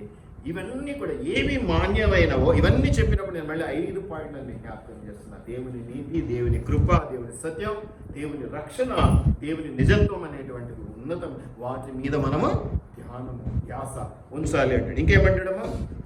మరియు మీరు నా వలన ఏమి నేర్చుకుని అంగీకరించదు, నా ఎందున్నట్టుగా ఏమి వింటారు, ఏమి అట్టి వాటిని చేయడం, అప్పుడు సమాధానకర్త దేవుడు మీకు సమ్మతోడు. ఎంత చక్కటి మాట అయ్యగారు చెప్తున్నారు, ఎంత గొప్ప మాట చెప్తున్నాడు ఆయన. అందుకే కదా అంత గొప్పడు అయిపోయాడు. ఎగ్జాంపుల్ చెప్పేస్తాడు. ఏమని చెప్తాడంటే నన్ను చూసి అంటాడు, ఎంత నాకు 12 మంది గొప్పవాళ్ళు శిష్యులు, ఎవరు తక్కువళ్ళు కాదు. కానీ ఈయన చూడండి, యేసుప్రభువు చనిపోయిన తర్వాత పట్టుబడి కూడా నాలాగా ఎంత అసలు ఏ పాస్టర్ అన్నా ఈ రోజుల్లో నన్ను చూసి నేర్చుకోండి అనే స్థితిలో ఉన్నాడు. అంటున్నారేమో, పెదవుల మీద అంటున్నారేమో, కానీ నిజంగా వాళ్ళ ప్రవర్తన, వారి గుణము, వారి యొక్క క్యారెక్టరైజేషన్ చూస్తే నిజంగా వాళ్ళని చూసి నేర్చుకోవడానికి ఏమైనా ఉందా మన దగ్గర అనేది మనం గమనించుకోవాలి. కాబట్టి ఎవరు చూడకండి, మీరు నేర్చుకోండి. అది నేను చెప్పేసి అలా ఏంటంటే నన్ను కూడా చూడండి, మనుషులం మేము, మానవ మాత్రమే. దయచేసి వాటిని జ్ఞాపకం పెట్టుకోండి. ఇంకేమంటాడమ్మా? మీరు ఇది నీతి. 2వ పాయింట్ ఏంటి? నీ సత్యం. ఈ సత్యం ఏంటి? ఫెయిత్ఫుల్నెస్, విశ్వాసం, నమ్మకత్వం. ఏమిటి దీనికి సంబంధించి మీరు గమనిస్తే విలాప వాక్యాలు చూడండి. విలాప వాక్యాలు ఇప్పుడు మనం చదివేది ఏంటి? 3వ అధ్యాయం చూడండి. విలాప వాక్యాలు 3వ అధ్యాయం 22వ వచనం నుంచి చూడండి. నైనా చదువురా. ఎందుకు ఇట్లా పెట్టావు? నేను కూడా అప్పుడప్పుడు అట్లా అంటుంటా, ఇప్పుడు ఇవన్నీ జరిగిన ఎందుకు ఇట్లా చేసినావు అంటుంటా. కానీ యాక్చువల్గా హృదయపూర్వకంగా దేవుడు ఎప్పుడు ఎవరిని ఎప్పటికి కూడా ఆయన ఒకరిని కష్టపెట్టాలి అనేటువంటి మనసు కలిగి ఇంకా ప్రేమించి నువ్వు దగ్గరకు వస్తే ఏదైనా చేద్దాం, నువ్వు ఏదైనా ఉంటే ముందుకు వస్తే నీకు ఏదైనా సహాయపడదాం అనే తత్వమే ఉంటుంది. కానీ అందుకు అది మాత్రం కోరుకుంటాడు దేవుడైనా. ఎందుకంటే మన కష్టాలు కన్నీళ్ళు తెలియవా? కానీ ఆయన ఏమంటాడు తెలుసా మీకు? ఏమంటాడు? నీకు తెలుసు కాబట్టి నీవేమో అవసరంగా చెప్పకుండా నాకు తెలిసిపోద్ది అంటాడా? అంటాడా? ఏదైనా కూడా ఏమంటాడు? అడగాలి, ప్రార్థన చేయాలి. మామూలు ప్రార్థన కాదు సార్. కొన్నిసార్లు ఏమంటాడు? కన్నీటి ప్రార్థన అంటాడు. కొన్నిసార్లు ఏమంటాడు? ఉపవాస ప్రార్థన అంటాడు. కొన్నిసార్లు ఏమంటాడు? ఆన్లైన్ ప్రేయర్ అంటాడు. కొన్నిసార్లు ఏమంటాడు? ఇంకేదో అంటాడు. నువ్వు అలా ఎంతగా ఆయనతో అటాచ్మెంట్ పెంచుకొని చెప్పుకుంటావో అంత దగ్గరతో చెప్తాడు. నేను అందుకని కమ్యూనికేషన్ వద్దని కొన్ని నంబర్ బ్లాక్ చేయడం వల్ల ఒరిగేది ఏమీ లేదు. కావాలనుకుంటే మనం ఎంతగా మాట్లాడుకుని సర్దుబాటు చేసుకోగలుగుతామో అంత సర్దుబాటు చేసుకోవాలి. దేవునిలో ఎదగటానికి ఇది మీ భవిష్యత్తు కూడా ఇది ప్రాముఖ్యమైన అంశం. ఇది భవిష్యత్తు కూడా కమ్యూనికేషన్ అనేది చాలా చాలా అద్భుతమైనది. నిజంగా ప్రేమించే వారిని మనకిన పోగొట్టుకుంటే మళ్ళీ మనకి ఎంత వెతికినా దొరకరు. దేవుని దగ్గర కూడా ఒక మాట ఉంది, చాలా కటువుగా అనిపిస్తుంది, కానీ దేవుడు దాన్ని కూడా మళ్ళీ మేలుగా మార్చాడు. ఏమంటాడంటే, ఒకసారి రక్షించబడి తప్పిపోయినటువంటి వారు తిరిగి రాబట్టబడ్డా, దేవుని దృష్టి చూసి తప్పిపోయినటువంటి వారు ఒక్కసారి నువ్వు నన్ను అంటే ఎవరినన్నా ప్రేమించే వారిని పోగొట్టుకుంటే తిరిగి ఇంకా అవతల దేవుడు కనికరం కలవడం కాబట్టి తినిమెల్లా చేతులు సార్ ఎదురు చూస్తున్నాడు, కానీ చల్ నువ్వెంత అని ఒక క్షణం అనుకున్నాడు అనుకో, ఏమైపోద్ది మన పరిస్థితి. ఒకవేళ నేనే ఎవరన్నా ఇష్టపడే వాళ్ళను ఎదురు చూస్తూ ఉన్నా, వాళ్ళు పలకరిస్తారన్నా, వాళ్ళ దగ్గరికి వస్తారన్నా, లేకపోతే ఇంకేదన్నానో, ఒకవేళ నాకే విసిగా చల్ నువ్వు కాకపోతే ఇంకేదన్నా దేవుడు చూసుకుంటాడు, దేవుడు చేసుకో చల్ పో అన్నాను అనుకోండి, ఏమైపోద్ది? ఎవరికి నష్టం? మనుషుల విషయంలోనే వాళ్ళకు నష్టం. అటువంటిది దేవుని విషయంలో మనకెంత నష్టం జరగదు. దయచేసి జ్ఞాపకం పెట్టుకోవాలి. దయచేసి చాలా జాగ్రత్తగా ఉండాలని నేను జ్ఞాపకం చేస్తూ ఉన్నాను. 22వ వచనం 23 కొన్ని చదువున్నాయి, అట్లాగే చదువు పెట్టాను. యెహోవా కృపగలవాడు, ఆయన వాత్సల్యత ఎడతెగక నిలుచున్నది. ఇంకేమంటాడు? కనుక మనము ఆయన ఎంతో కొద్ది ప్రేమ, మనం ఎంత పక్కకు జరుగుతుందో ఇంకా నువ్వు కావాలనుకుని ఓర్చుకుంటున్నాడు కాబట్టి బతుకుతున్నావు. లేకపోతే ఉగ్రత అనేది ఎట్లుంటుందో తెలుసా? అసలు ఎంకలు సున్నం కూడా దొరకదు. ఏమంటారు సున్నం? ఏమంటారు? పొడి కూడా దొరకదు. ఇంకా నేను ప్రేమిస్తున్నాను కాబట్టి ఇవాళ కాకపోతే రేపు కాకపోతే ఎల్లుండి సరే దగ్గర అవుతావు, మాట్లాడుతావు, చేస్తావు అని మనుషులు కదా ఎట్లయితే ఆశ కూడా ఎదురు చూస్తారో, దేవుడు అంతకంటే ఎక్కువగా ఎదురు చూస్తున్నాడు. ఒకవేళ ఊహించుకోండి, ఒక్కసారి కోపమే వచ్చింది చల్ అన్నాడు అనుకోండి, ఎవరికి నష్టం? ఎవరికి జరుగుతుంది?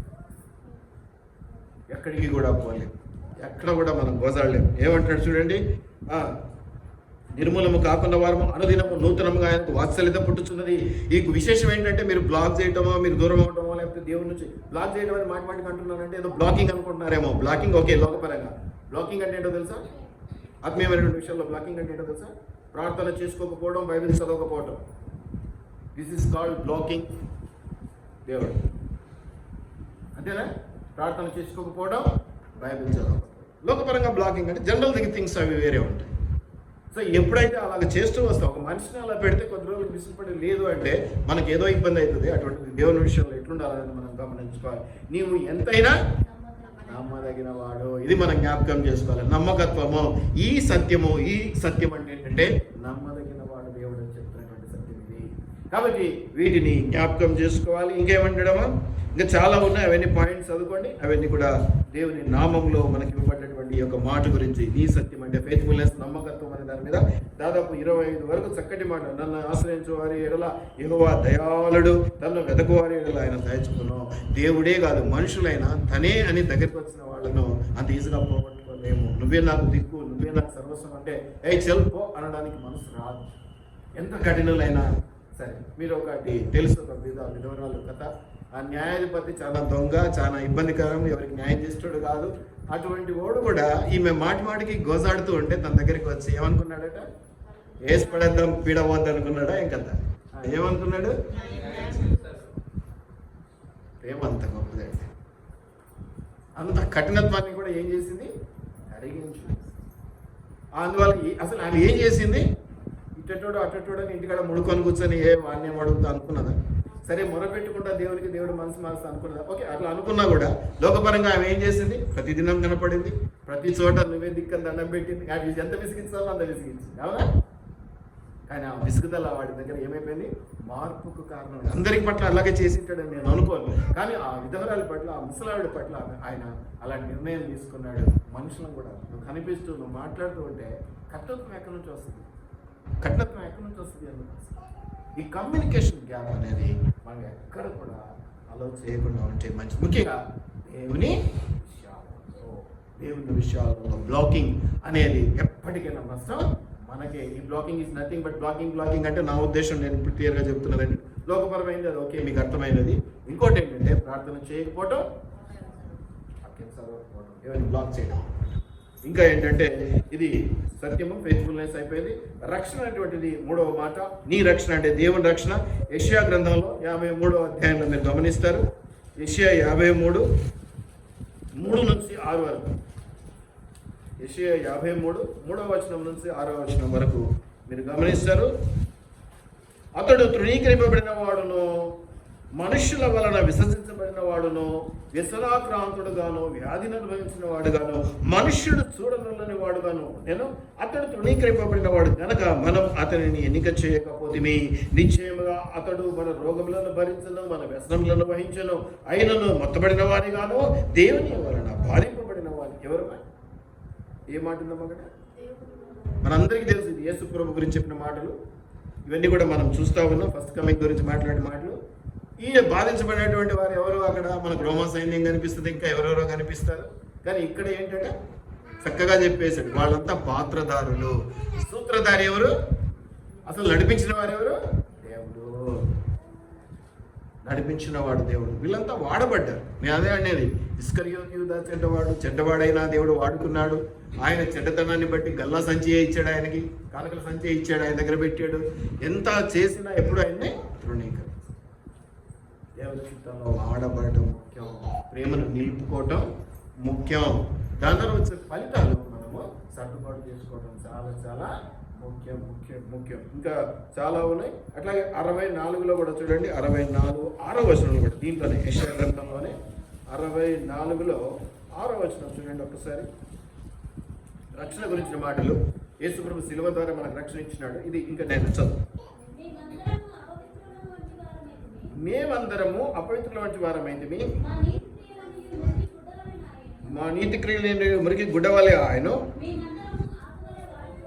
వాడిపోతిమి. ఈ కొట్టుకొని పోవడం నుంచి ఎవరు రక్షించినారు? సిలువ భార్య. మళ్ళీ యేసు ప్రభు ఎంట్రెన్స్. కాబట్టి ఆయన రక్షణ అనేటువంటి విషయానికి మనం జ్ఞాపకం చేసుకోకుండా, మనం దాని యొక్క రుచిని అనుభవించకుండా, మనము దాని యొక్క రుచిని ఇతరులకు చెప్పకుండా ఉంటే మహాపాపం. మహాపాపం, మామూలు పాపం. ఎంతసేపు మనం అంటే నేను తప్పనడం లేదు, మనం మీటింగ్స్ పెట్టుకున్నప్పుడు నేను కొత్తలో నా అదే చెప్పాను, కొత్త వాళ్ళని పిలుచుకుంటున్నాను, నాకు స్వార్థ చెప్పినటువంటిది. అసలు దీని వెనక ముఖ్య ఉద్దేశం గృహగుడికల్లో అదే ఉద్దేశం. అదే ఇండైరెక్ట్గా ఎవరైనా బాగానే జరిగేది. ఇప్పుడంతా మనమే మార్చుకుంటాం అనుకోండి సంఘస్థులమే, అది వేరే విషయం. సంఘస్థుల గురించి తప్పుగా సంఘస్థులు రాకూడదనేది కాదు నా ఉద్దేశం. ఒక్క నూతన ఆత్మ అది రక్షించబడుతుందా లేదా అనవసరం. విత్తుతున్నామా లేదా, విత్తుట మన పని, ఫలింప చేయట, నీరు పోయట. మనం చేయాల్సింది చేయకపోతే ఆ విత్తటానికి అనుకూలమైన సందర్భాన్ని ఉపయోగించుకోలేకపోతే తప్పు మనది.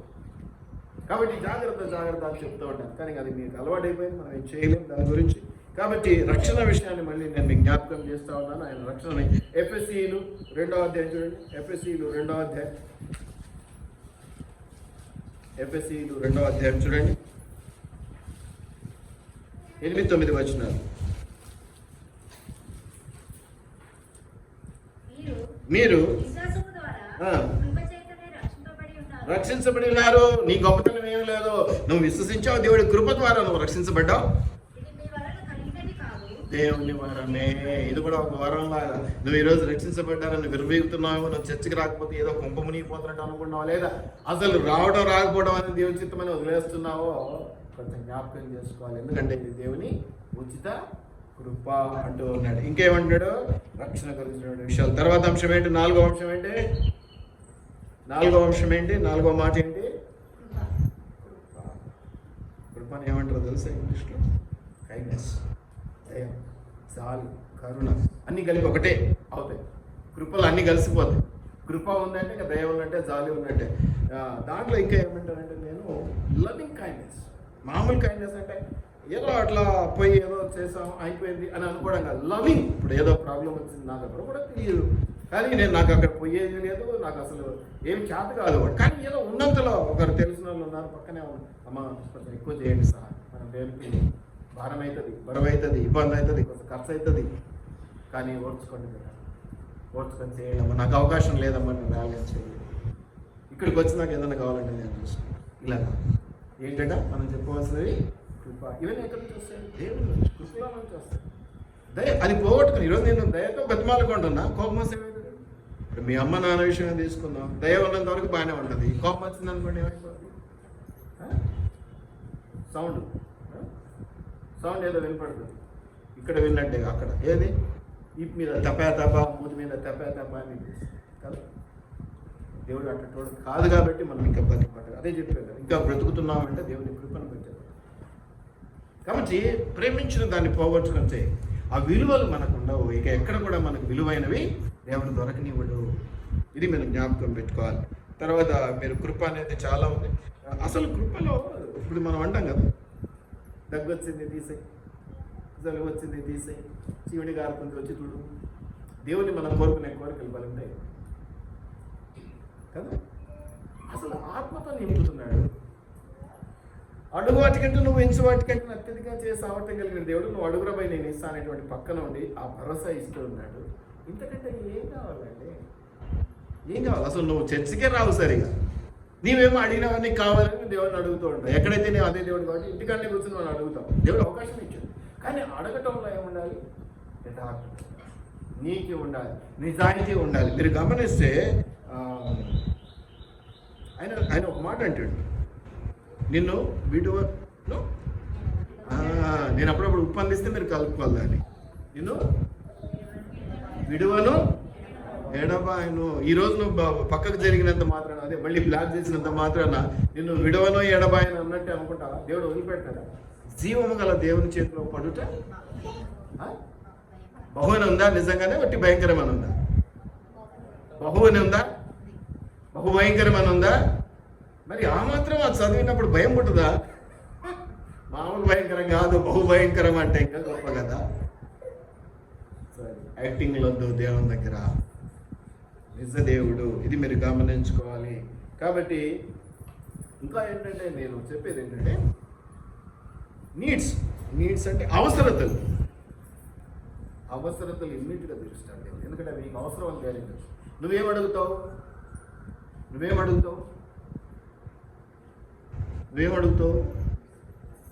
ఒరిజినల్గా చెప్పాలి. అవసరాలు తీర్చమనే కాదు, నువ్వు అడిగేటి ఏంటో నేను చెప్పనా? కోరిక. అవసరాలు వేరు, కోరికలు వేరు. కోరికలు కొంచెం పైకి కొంచెం ఎక్కువ అన్నమాట. అవసరాలు దేవుడు ఎప్పుడు కూడా ఆలస్యం చేయడు. కోరికల దగ్గర బిగిస్తాడు. ఇస్తే దారి మలుతావా, వెళ్ళిపోతావా, అవి కూడా ఇవ్వకుండా ఉండే దేవుడు అయితే కాదు, కానీ చెక్ చేసుకుంటాడు. ఒకటి సైకిల్ నీకు అవసరం, వేరే వెంటనే దొరుకుతుంది. నువ్వు బండి అడుగు ఆలస్యం. నీడ్స్ వేరు, అవసరతలు వేరు, కోరికలు. అవసరతలు ఇమ్మీడియట్గా దేవుడు తీరుస్తూ ఉంటాడు. సరే, కాబట్టి కృపలో ఉన్న వాళ్ళకి ఇవన్నీ జరుగుతాయి. రోమిలకు రాసినటువంటి పత్రిక 8వ అధ్యాయం, రోమా 8 త్వరగా రోమా 8:35 నుంచి గడగడ నేనే చదివేస్తాను. టైం సేవ్ అయితే రోమా 8:35 నుంచి నేను చదువుతాను.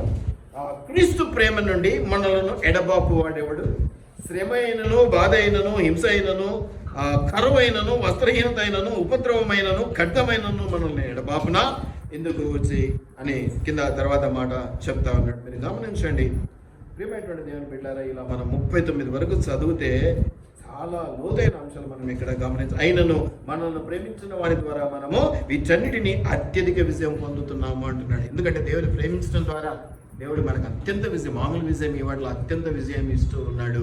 కాబట్టి ఎప్పుడు కూడా దాన్ని పోగొట్టుకోకూడదు. ప్రేమను ఒక్కసారి పోగొట్టుకుంటే మళ్ళీ తిరిగి సంపాదించుకోవడం చాలా కష్టము. జాగ్రత్తగా చూసుకోవాలి, జాగ్రత్తగా కలెక్ట్ చేసుకోవాలి. ఇంకా ఏమంటాడంటే మీరు గమనించినట్లయితే 39వ రాబోనివైనను, అధికారులైనను, ఎత్తైనను, లోతైన సృష్టింపబడిన మరి ఏదైనాను మన ప్రభువైన క్రీస్తు ప్రేమనాడు, దేవుని ప్రేమనాడు మనలను ఎడబాపు నేరవని రూఢిగా నమ్మాలి. గ్యారెంటీగా ఈ ప్రేమలో నుంచి నన్ను ఎడబాపే వాళ్ళు లేనే లేరు, విడగొట్టే వాళ్ళు లేనే లేరు అని నమ్మినప్పుడు ఆ ప్రేమ నిజంగా పుష్పించటం మొదలు పెడుతుంది. ప్రేమ అంటే ఒక విత్తనం అనుకుంటే విత్తనం ఇలా పట్టుకొని తిరిగినంత మాత్రం అది ఏమంటారు మొలకొస్తుందా అండి? ప్రేమ అనే విత్తనం అనేది పోలిక తీసుకున్నాను నేను. విత్తనము ప్రేమ రెండు ఒకటి. ప్రేమ అనే విత్తనం నా జోబులో ఉంది కాబట్టి ప్రేమ నాతో ఉంది. సరే అయిపోయింది అన్ని సక్సెస్ఫుల్. ఆ విత్తనం ఏం వాడాలి? ఫలించాలి అంటే, ఆ ప్రేమ ఫలించాలంటే ఏం కావాలి? నాటాలి. విత్తనానికి పోలిక తీసుకుంటున్నాను ప్రేమ. కాబట్టి కొంత నాచాలి, ఏమంటారు శ్రమ కొంత ఇచ్చేయాలి, ఇచ్చి చూడాలి. నేనేమి ఇయ్యనంత నాకు కావాలి అనుకుంటే కుదరదు. ఖచ్చితంగా ఏమంటారు దేవుని విషయాల్లో మనం దేవుడు గొప్పవాడు కాబట్టి విలువైనవి దేవునికి ఇద్దాం, దేవుడి నుంచి గొప్పవి. అట్లాగే మనుషుల విషయంలో కూడా చాక్లెట్ ఇచ్చి ₹1,00,000 పని చేయమంటే ఇప్పుడు లంచాలు తీసుకుంటారు, వాళ్ళ గురించి జ్ఞాపకం చేసుకోండి. లంచం కూడా తనం పాపం అని పైసారి చెప్పినాను కదా. ఇప్పుడు 10 లక్షల దానికి 10,000 తీసుకుంటాడు, 10 కోట్ల దానికి కూడా 10,000 తీసుకుంటాడు కదా. తమాష కాదు, అది ఉదాహరణ కానే కాదు, కానీ చెప్తున్నా. నీకు 10 లక్షల లాభం వస్తుంది, 10,000 ఇస్తున్నావు. ఇప్పుడు 10 కోట్ల లాభం వస్తుందని కూడా 10,000 ఇస్తే ఏమంటాడు? సో అది దేవుడు కాదు, లంచగొడితనము లంచగొడి కాబట్టి అది వదిలిపెట్టాడు. కానీ దేవుడు కూడా ఇసుమంత ఎక్కువ ఆశిస్తే పెద్ద తప్ప. ఏమన్నా ఒక్కసారి మానవత్వం కాదు, నేను నిన్ను ఇష్టపడుతున్నా, నీ నుంచి ఒక పుస్తకంత ఎక్కువ ఆశిస్తే ఏంటి మళ్ళీ ఏదో ఒక రీతిగా రుణం తీర్చుకుంటాం కదా మనుషులం అయినందుకు. దేవుని పరంగానే దేవుడు ఎన్నో ఆశీర్వాదాలు ఇచ్చి మనల్ని సెట్ చేస్తున్నాడు. కాబట్టి వీటిని జ్ఞాపకం పెట్టుకోవాలని నేను మీకు ప్రేమపూర్వకంగా మనవి చేస్తూ ఉన్నాను. 35 నుంచి 39. చివరిది ఏంటంటే 5వ అంశము, నీ సత్యమే. ఈ సత్యం ఏంటి? నిజము, ద ట్రూత్ అనేది నేను జ్ఞాపకం చేస్తున్నాను. యోహాను సువార్త 17:17. యోహాను సువార్త 17:17. యోహాను సువార్త 17:17.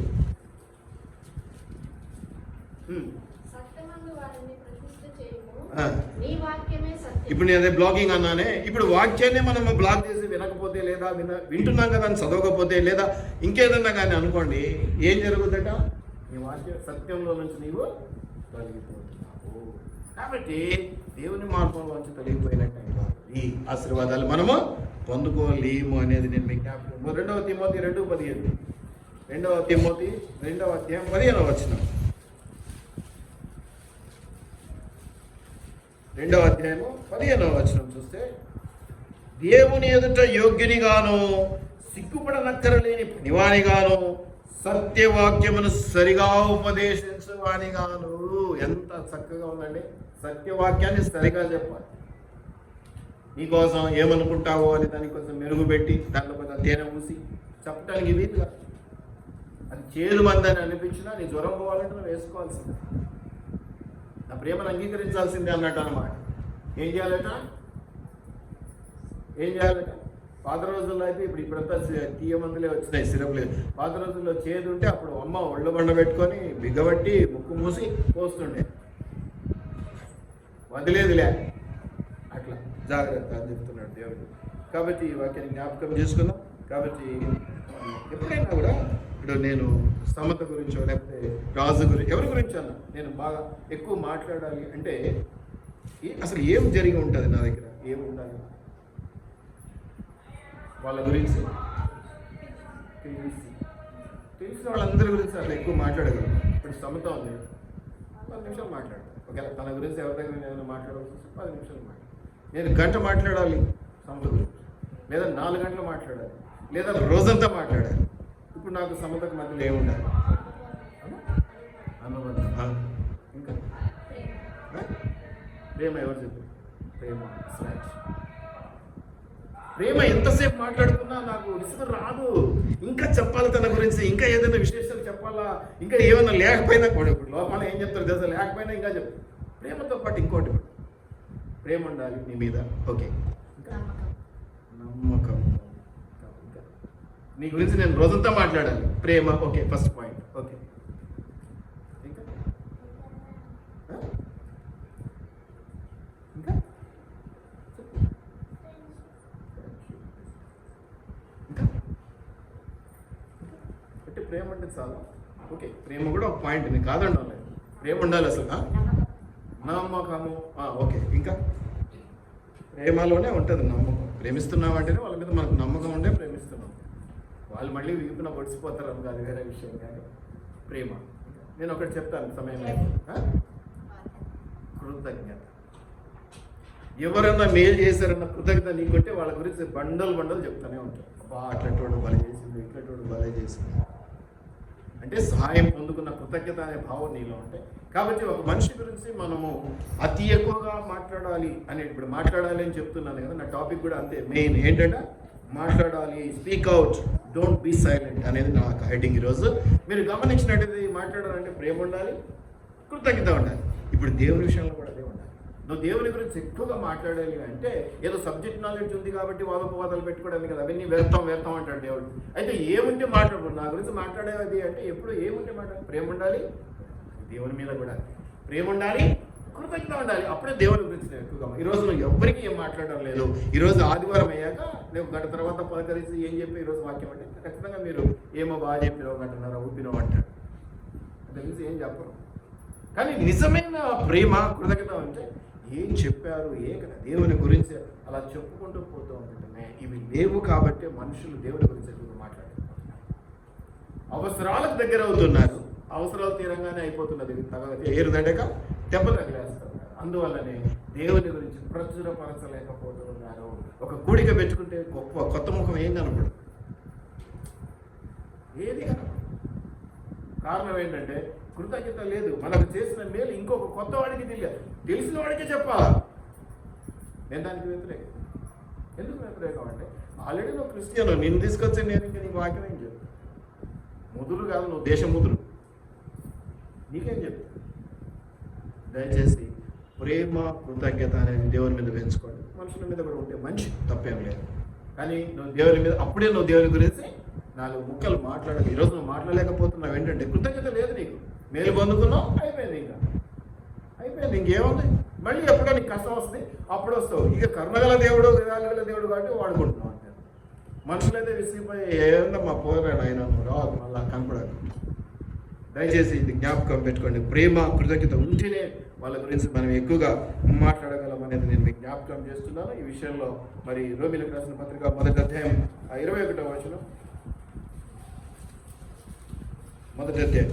మరియు వారు దేవుని నెరిగి ఆయన దేవునిగా మహిమపరచలేదు, కృతజ్ఞతాస్తుతులు చెల్లించలేదు. మహిమపరచాలంటే ప్రేమ ఉండాలి, కృతజ్ఞతాస్తుతులు చెల్లించాలి. నాకు మేలు జరిగింది. నేను చాలా మందిని గమనిస్తూ ఉంటాను, అది తప్పు ఒప్ప నేను అనలేదు, కానీ చాలా కృతజ్ఞత చెల్లిస్తారు. చాలా కృతజ్ఞత భారీగా ఒక ఫంక్షన్ ఏర్పాటు చేస్తారు, దేవునికి కృతజ్ఞత కానికి. చెప్పాను కదా, 4 ఇళ్ళు కొంటారు, దేవునికి కృతజ్ఞత కానికి ఇవ్వరు. 100 మందిని పిలిచి ఒక 20 రకాల ఫుడ్లు పెట్టి వాళ్ళు పోయేటప్పుడు ఇట్లా కొట్టి వాళ్ళే ఫుడ్ పెట్టినామంటే ఇంకా ఉండిపోతుంది. అసలైంది ఏంటో తెలుసా?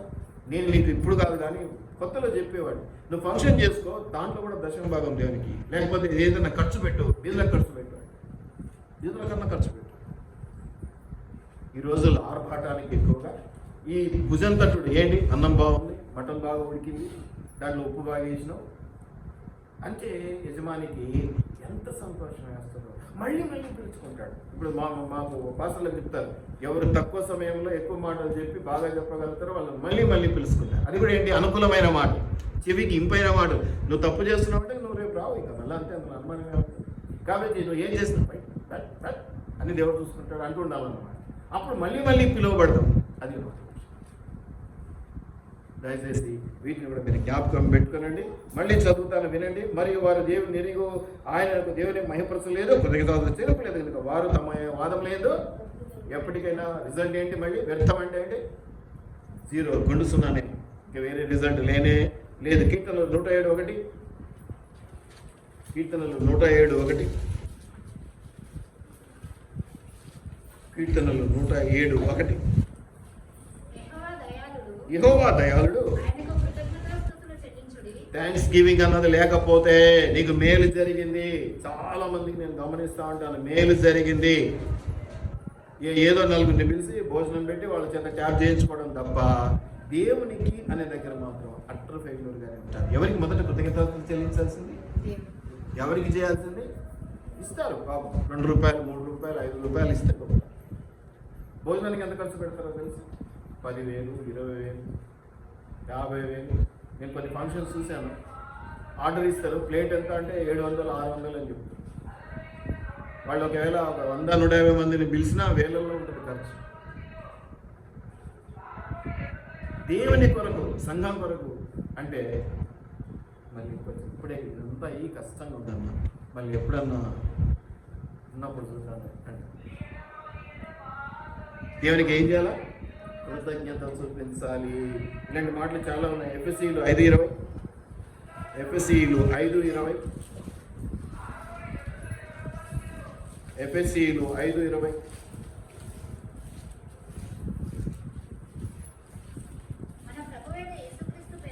మన ప్రభు అయిన యేసు క్రీస్తు పేరిట సమస్తమును గురించి తండ్రి అయిన దేవునికి ఎల్లప్పుడూ కృతజ్ఞత అనేది చూపించేది లేకపోతే నేను నీకు మేలు చేయలేదు. ఏదో ఒక విషయంలో నువ్వు థ్యాంక్స్ చెప్పాలి, నాకు రావాలి, చేయాలి. ఈ థ్యాంక్స్ ఎలా ఉండాలి? గ్రాండ్గా ఉండాలి. రేపొద్దున ఇంకో పనికి నేను పలికేటట్టు మనుషులకే ఇట్లా ఉంచే దేవుడి విషయాల్లో మనం ఎలా కృతజ్ఞత చూపించడంలో అటర్ ఫెయిల్యూర్ అవుతున్నాం. వీటిని కూడా మనం గమనించుకోవాలి అనేది నేను జ్ఞాపకం చేస్తున్నాను. ఇది నిజ దేవుని విషయంలో మనం జ్ఞాపకం చేసుకోవాలి.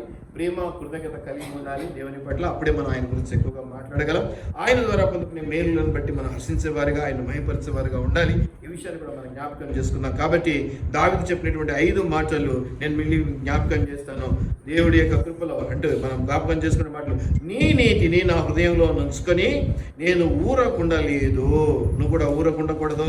దేవుని నీతిని ప్రకటించాలి. నీ సత్యమును, నీ రక్షణను నేను వెల్లడి చేసి ఉన్నాను.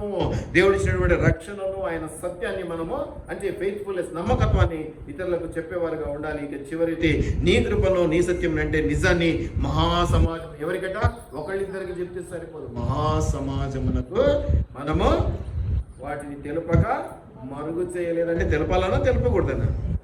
దయచేసి వీటిని జ్ఞాపకం పెట్టుకుందాం, ప్రార్థన చేసుకుందాం. ప్రభా నీకు వందనాలు తండ్రి, నీకు వందనాలు. ఒక వాక్యంలో 5 అంశంలో మేము జ్ఞాపకం చేసుకుంటున్నాం. అయ్యా నీ నీతిని జ్ఞాపకం చేసుకుంటున్నాం, నీ కృపను జ్ఞాపకం చేసుకుంటున్నాం, నీ యొక్క ఫెయిత్ఫుల్నెస్ని జ్ఞాపకం చేసుకుంటున్నాం, నీ నిజత్వాన్ని, ట్రూత్ని జ్ఞాపకం చేసుకుంటున్నాం. అయ్యా నీ కృప ద్వారా మేము పొందవలసిన రక్షణను కూడా మేము జ్ఞాపకం చేసుకుంటున్నాం. అయ్యా ఇంటి అంశాలలో మేము ఊరకుండకుండా మాట్లాడడానికి మాకు నేర్పించమని, అయ్యా అనేకులకు సత్యస్వాటిని ప్రకటించగలిగి మాకు నేర్పించమని, అయ్యా ప్రేమను నిలుపుకునేలా, నీ ప్రేమను ప్రకటించేలా సహాయం చేయమని వేడుకుంటూ అతడి యేసు నామంలో అడిగి ప్రార్థిస్తున్నాము మా పరలోకపు తండ్రి. ఆమేన్.